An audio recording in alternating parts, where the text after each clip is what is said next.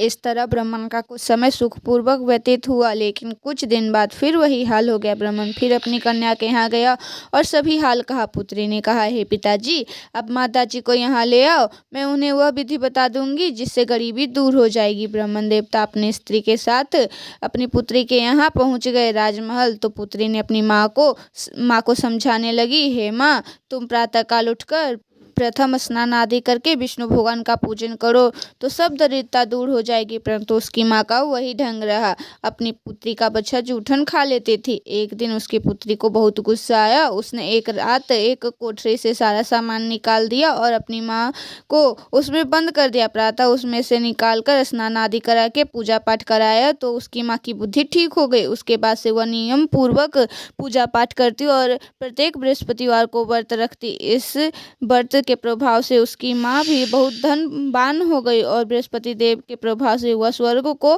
गई।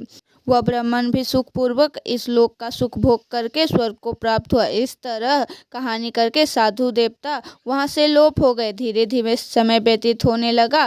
फिर बृहस्पतिवार का दिन आया। राजा जंगल से लकड़ियां काट कर किसी तरह जंगल से बेचने गया। उसे दिन और दिनों से अधिक धन मिला। राजा ने चना और गुड़ आदि लाकर बृहस्पतिवार का व्रत किया, जिससे उसकी सभी कलेश दूर हो गए। परंतु जब अगला गुरुवार आया तो बृहस्पतिवार का व्रत करना भूल गया। इस कारण बृहस्पति देव भगवान नाराज हो गए। उस नगर के राजा ने विशाल यज्ञ का आयोजन किया और अपने समस्त राज्य में घोषणा करवा दी कि कोई भी मनुष्य अपने घर में भोजन नहीं बनाएगा तथा आग भी न जलाए। समस्त लोग मेरे यहाँ भोजन करने आए।